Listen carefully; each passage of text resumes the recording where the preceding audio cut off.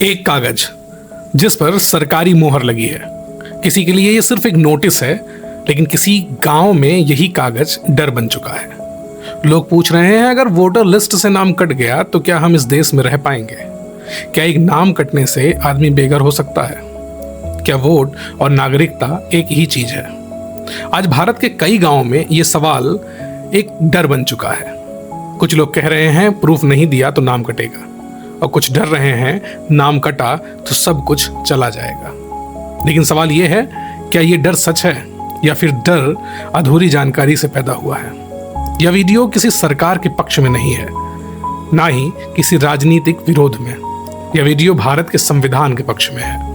आज हम जानेंगे SIR क्या है, नाम कटने का मतलब क्या है और क्या नहीं है, और सबसे जरूरी, भारत में नागरिकता कागज से नहीं, कानून और संविधान से आती है।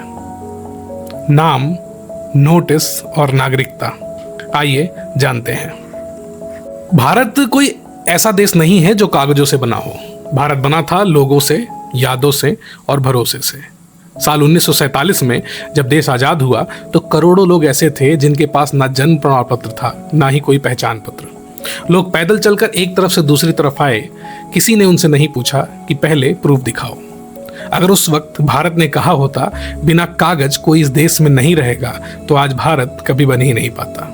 इसी अनुभव से भारत के संविधान की सोच पैदा हुई। संविधान बनाने वालों को पता था यह देश उन लोगों का है जिनका इतिहास कागज में नहीं है, जिंदगी में लिखा है। इसीलिए संविधान ने नागरिकता को सबसे ज्यादा सावधानी से लिखा। भारत में नागरिकता किसी सरकारी कर्मचारी की दया नहीं है, या कोई ऐसा इनाम नहीं है जो एक नोटिस से छीना जा सके। नागरिकता एक कानूनी अधिकार है, इसे सिर्फ कानून और अदालत तय करती है। लेकिन आज जब वोटर लिस्ट के लिए घर घर वेरिफिकेशन शुरू हुआ, जब प्रूफ शब्द सामने आया, तो लोगों को अपना ही इतिहास खतरे में दिखने लगा।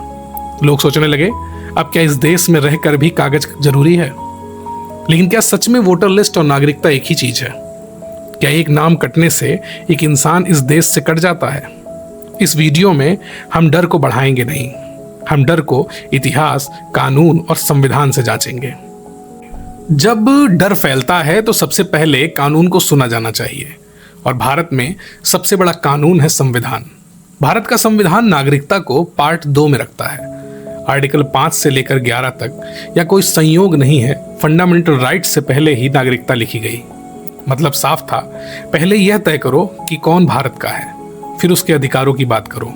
संविधान ये नहीं कहता कि नागरिक अपने जीवन का सबूत हर बार देता रहे। संविधान ये कहता है नागरिकता तय होगी कानून और प्रक्रिया से, और यह अधिकार किसी अफसर के पास नहीं, सिर्फ संसद और अदालत के पास है।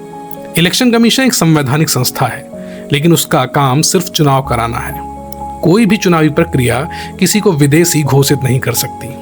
SIR यानी स्पेशल इंटेंसिव रिवीजन संविधान के उसी दायरे में आता है जहां चुनाव आते हैं, या तय करता है कि कौन वोट देगा और कौन नहीं, या तय नहीं करता कौन भारत में रहेगा।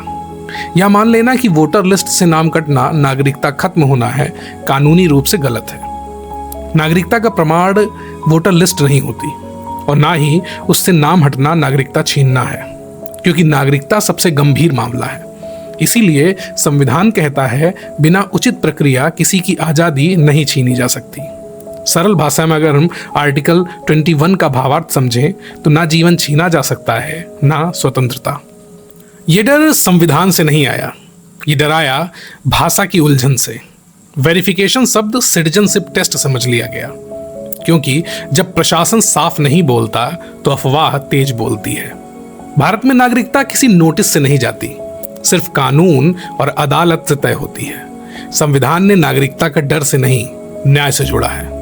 अब सवाल यह है, अगर SIR नागरिकता नहीं है तो फिर उसमें प्रूफ क्यों मांगा जा रहा है? SIR यानी स्पेशल इंटेंसिव रिवीजन, इसको लेकर सबसे बड़ा भ्रम यही है कि इसे नागरिकता की जांच समझ लिया गया है, जबकि सच्चाई यह है कि SIR का दायरा सिर्फ मतदाता सूची तक ही सीमित है। इसका मकसद यह है कि किसी इलाके में कौन वोट डालेगा, ना कि कौन भारतीय है। चुनाव आयोग समय समय पर वोटर लिस्ट की जांच इसलिए करता है क्योंकि समय के साथ कई गड़बड़ियां हो जाती हैं। मृत लोगों के नाम रह जाते हैं, कुछ लोगों की जगह दूसरे लोग बस जाते हैं, और कई बार एक ही व्यक्ति का नाम 2 जगह दर्ज हो जाता है। इन्हीं गलतियों को सुधारने के लिए SIR कराया जाता है। SIR के दौरान जो प्रूफ मांगा जाता है वह नागरिकता का सबूत नहीं है, यह सिर्फ ये देखने के लिए होता है कि व्यक्ति उस इलाके का सामान्य निवासी है या नहीं। भारत का चुनाव कानून किसी परफेक्ट डॉक्यूमेंट नहीं मांगता। पुराने voter record, ration card, bank या पेंशन के कागज, स्कूल रिकॉर्ड और स्थानीय जांच, ये सब मिलकर किसी व्यक्ति की पहचान तय करते हैं। अगर किसी के पास पूरे कागज नहीं है तो भी उसका नाम अपने आप नहीं कटता।